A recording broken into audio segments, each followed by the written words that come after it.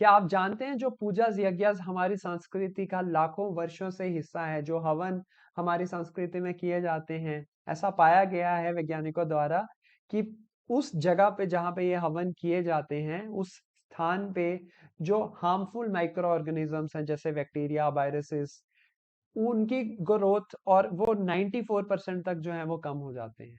पर आजकल हम स्वास्थ्य भी रहना चाहते हैं, हम इन पूजाओं का फायदा भी लेना चाहते हैं, पर हमारे पास इन पूजाओं में भाग लेने का समय नहीं है, क्योंकि समय का बड़ा अभाव है, लाइफ बहुत फास्ट हो गई है, बहुत सारी चीजें हैं हमें करनी है। तो इस वीडियो में मैं आपके साथ शेयर करना चाहता हूँ कि कैसे इन पूजाओं का अंदर बैठने से, इन पूजाओं में भाग लेने से ना ही सिर्फ हमें जो आध्यात्मिक, शारीरिक और मानसिक सुख मिलता है, पर उसके साथ साथ हमारा स्वास्थ्य और हमारा पर्यावरण, ये भी इसमें भी काफी बढ़ोतरी होती है। मेरा नाम अंशुमन है और मैं पिछले 15 सालों से आर्ट ऑफ लिविंग के साथ जुड़ा हूँ और पिछले 10 सालों से बैंगलोर जाके मैं इन पूजाओं में भाग लेता रहा हूँ जो नवरात्रि के स्पेशल अवसर पे होती हैं। और इन पूजाओं में भाग लेने से मेरी लाइफ में काफी परिवर्तन आया है, जिसके बारे में मैं आपके साथ शेयर करूंगा। और साथ ही में मैं कुछ रिसर्च जो है उसके बारे में भी आपके साथ शेयर करूंगा। तो 2011 में केरला में कुछ वैज्ञानिकों ने ये ऐसा ढूंढा कि जहां पे ये पूजा यज्ञ और हवन किए जाते हैं, उस स्थान में जितने भी पेड़ पौधे हैं, उनकी जो ग्रोथ है वो 2000 गुना बढ़ जाती है विद रिस्पेक्ट टू जो पेड़ पौधे जो है उस यज्ञशाला से जो है 500 मीटर, 1000 मीटर या 1500 मीटर की दूरी पे है। तो मतलब कि उस पर्टिकुलर एरिया के अंदर जो ग्रोथ है वो काफी गुना बढ़ जाती है एक पौधे की, एक पेड़ की।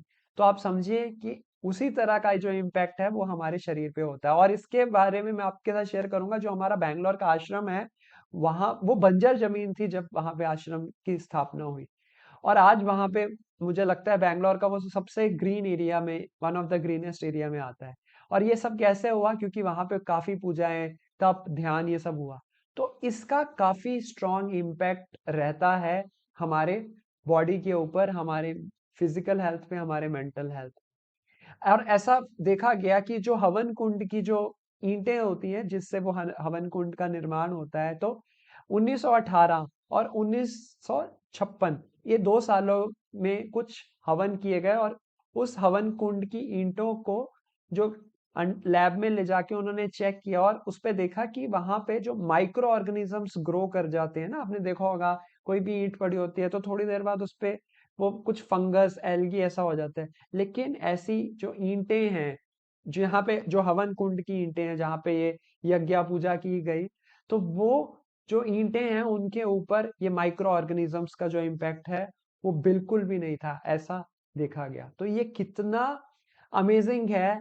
जस्ट ये रिसर्च कहती है, ये साइंस कहती है कि वाकई में जो ये यज्ञास और पूजास है, इससे हमारे शरीर में काफी पॉजिटिविटी और काफी स्ट्रांग इम्पैक्ट होता है, जो शायद हमें कुछ चीजें दिखाई देती हैं और कुछ चीजें हैं जो दिखाई नहीं देती हैं।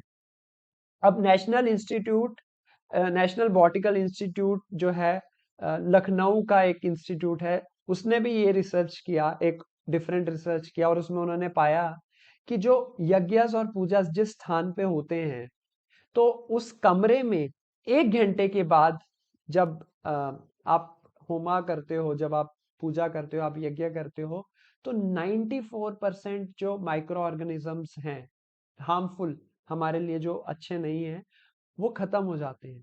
अच्छा, अब इस एक्सपेरिमेंट में इन्होंने क्या किया, इन्होंने एक बार क्या किया, आम की लकड़ी ली और उसको जलाया, और 1 घंटे के बाद उन्होंने नोटिस किया कि क्या फर्क पड़ता है, तो कोई ज्यादा फर्क नहीं पड़ा।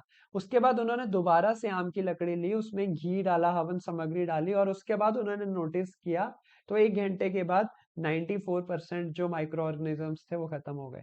24 घंटे के बाद अराउंड 96% माइक्रो ऑर्गेनिज्म उस कमरे से खत्म हो गए, और 1 महीने तक उस इफेक्ट को उस कमरे में फील किया गया। हालांकि अभी कमरे और खिड़कियां जो उस कमरे की दरवाजे और खिड़कियां थी वो खुली थी। तो ये इम्पैक्ट है उस जगह का, उस जहाँ पे ये पूजास और यज्ञ किए जाते हैं। तो इसी तरह से हमारी बॉडी में भी कई बार कुछ ऐसे माइक्रो ऑर्गेनिजम्स हो सकते हैं जिनके ऊपर इन पूजाओं का, इन यज्ञों का एक बहुत स्ट्रॉन्ग जो है इम्पैक्ट है, और वो सारी नेगेटिविटी को, सारे डिजीजेस को ये पूजास जो है नलीफाई करने में हेल्प करती है।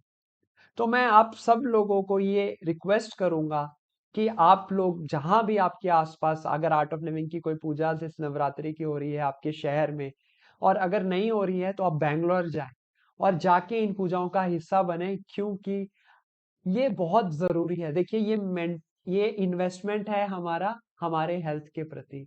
साल में कुछ दिन निकालें, इन पूजाओं में, इन यज्ञ में भाग लें, क्योंकि ये जो शरीर है ना, इसके साथ हमें एंड तक चलना है, तो इसको स्वस्थ रखना, इस पे इन्वेस्ट करना, इस पे थोड़ा टाइम निकालना बहुत आवश्यक है, ताकि ये हेल्दी रहे, और जो है हम अपनी जो लाइफ है वो खुशी से व्यतीत करें, निरोग जीवन जिए।